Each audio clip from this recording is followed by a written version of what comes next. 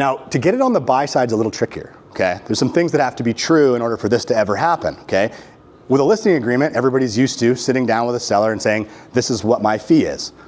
But most of you are not using buyer's agency. Most of you are not having an initial game plan meeting with the buyers where you set proper expectations and you explain to them how you get paid and you explain to them what your services are in exchange for that. Who's doing that currently? Who's having a proper meeting? About 40% of the room, which is awesome because 3 years ago, it was like no one. So the fact that you guys are doing it, amazing.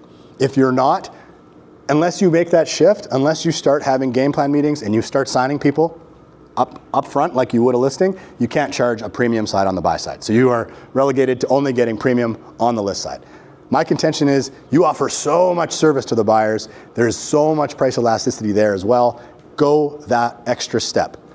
And by the way, it's not more time. Nick and I talk about this all the time. You got to slow down to go fast. It doesn't take more time to slow the process down and do a game plan meeting. Even though that investment of 45 minutes, an hour and a half, however long it takes, feels like an extra step, it saves you so much time through the process. You set expectations correctly, you get in proper rapport, you get connected to their why, their reasoning for doing things, you get a chance to demonstrate your authority, your conviction, and your empathy all in 45 minutes to an hour. You now have taken the lead and now can safely lead them through the process. And oh, by the way, in exchange for that, we charge 3.5% on the first 100,000, 1.75% on the balance. Now, you will notice when we look at properties, some of them will be offering $1. Some of them will be offering bonuses of $10,000. Now, if there's a bonus, I'll pass it on to you guys, go buy furniture with it. The fee that will come from the proceeds of this sale will be 3.5 and 1.75, okay? And the only way that happens is if I find you a home that you love at a price that you're excited to pay. This is the only way I make any money. So you're in the driver's seat. But those are the fees. Here's all the value. Now here's the cost.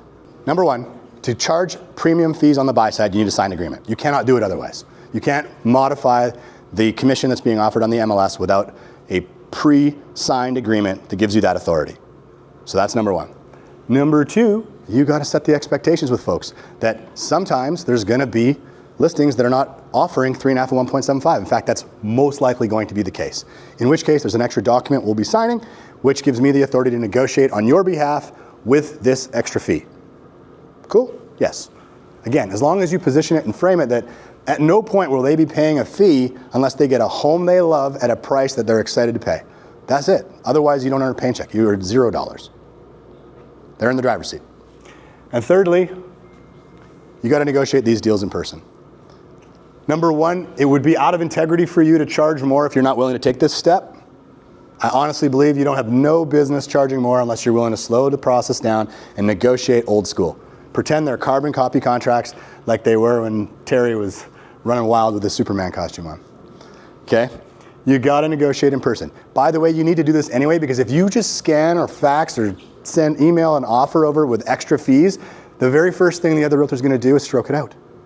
They're going to counter with the fees cut because you didn't justify it. You place no value in advance of the cost, right? So you have to go there in person and you have to sit down with the other side and say, I'm not going to read this offer to you line by line. There's a few things I want to point out. You'll share a few things about what's on the addendum. You'll share a few things about the dates, the inclusions, and anything that's cute.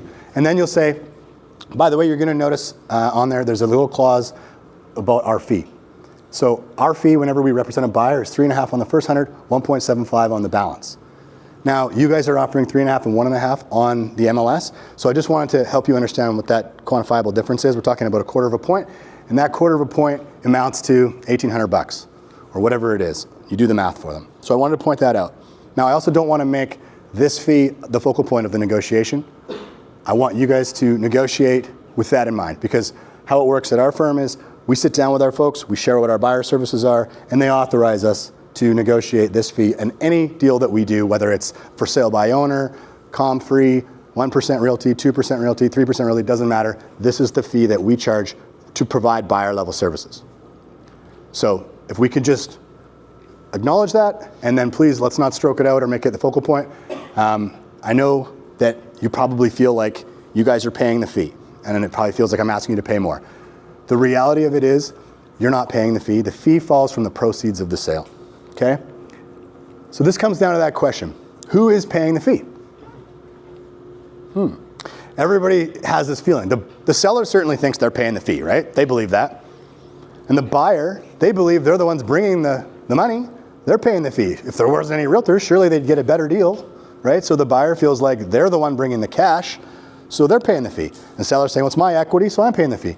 The reality of it is neither are correct. The only honest and true answer to this is the fees fall from the proceeds of the sale. Okay? That is it. Okay? This is a very, very important piece because it's what allows people to kind of step back from the emotion of, I'm not paying more. It's like, listen, the fees will fall from the proceeds of the sale. You will negotiate based on the net dollars that you need. My folks will negotiate based on the most they're willing to pay. And that is how this will happen. If we can get you to the point where you're both happy, then both your realtor and my realtor can make our fee. That's it. It's the only honest answer. You can't sit in front of someone and say, don't worry, my buyer's paying. That's not how we do it. You can't say that. It's not true. So if I understand correctly, everything you just said, you're including it in the offer and you're negotiating with that in mind. If the seller ultimately refuses, do you charge your buyers? Nope. Not in the habit of charging the buyers, no. Could I, based on the contract? Yes, but we don't. Because at the end of the day, the most important thing to me is that we have clients for life. And I think that's a bad taste in the mouth at the end if you get dinged at this closing, at the statement of adjustments and there's $1,200 there or $2,200 for fees that you didn't get. I don't think it's a good look. So essentially you use that written agreement as leverage in the negotiating to get that fee from the seller. Exactly, yep. Proceeds of the sale. Yep, so. Permission to leverage. Right? It gives you legal right to be able to try and negotiate a deal that has both your fee and We went through this for a long time because we would often be going up against realtors that didn't want to pay it. And so we had to get it tested by the council, the local board, everybody, and say, like, what needs to be true for everybody to get their heads around this? Because we're going to continue to do it. We were not going to back off on this. And they basically said, must be signed in advance, right? Your client must be, if we interviewed them, must have to acknowledge that you had the conversation around it, around how fees get paid. And they said, the other task that you're going to have is you're going to have to educate the other realtor and have them not make it a focal point so that you don't have to keep going back to your client and asking them to unstroke it out and put it back in because that's goofy. So you got to front run that objection. You got to let the other realtor know, hey, listen, we all have different business models. Oh, and by the way, and here's the antidote. If you ever present an offer on one of my listings, and I hope you do, feel free to ask for 3.5 and 1.75. You will receive zero friction from me ever. Come with 5%. If you sit down and you make a buyer presentation so good that your buyers are willing to sign an EBA that says you're getting 5 points, bring it. I will get it for you. No problem, right? That's it. Like, I'm not asking you to do something I wouldn't do for you. The fact that no one else has made the decision to charge more is not my problem. I'm offering more, we deserve more, and this is how we get it. So when you frame your buyer, you can say, with our services, one of the benefits is every buyer we have is what we call an educated buyer. They've gone through a whole market education period, and so they come in with proper expectations. They're fully pre-approved. We bring them through a whole pre-approval process, right? They've been educated and had proper expectations set around the age of your furnace, your roof, your hot water tank, all those things. And so our deals don't fall apart. The industry average says 30% of deals fall apart. Ours, we outperform that by a massive percentage, right? So. Go for it. So, I'm representing the seller. Yes. And the listing that offered to the selling agent is advertised on MLS. Yes. What you're saying here is that when you get the negotiation table, the selling agent wants more commission? Yep. Okay. So, they ask for it. They have the right to ask. Mm-hmm. But how do you present it to the seller when the seller knows how much the total commission is? I understand the part that you show your buyers extra value that they should pay for it, but not the seller. But who's paying? Well, the seller feels like they're paying because Sure. that's in the listing agreement. It's Sure. just a question. Yeah, no, it's if. I would rather go with the Yeah. higher listing commission and then people who represent buyers get more listings. And Yeah, I understand, but you're not going to convince this room to all start offering more. So therefore you won't get it on the buy side very often. So the challenge that you have is that it will never be offered. You have to get it. First of all, you have to convince your buyers you're worth it. Then you have to have a process to get it. I'm telling you what ours is. it is a little bit more cumbersome than going with the flow, as you mentioned. However, it's worth it. And do you get it all the time? No. But you get it enough times that it makes a massive difference in your net pay. And with these deals, you have to be able to articulate the value to everybody, all the different stakeholders, right? So the realtor needs to understand why they want to work with you instead of a different deal. Their homeowner wants to understand why they want to work with your buyer and with us instead of a different deal. You have to do the job of selling why they're better off, okay?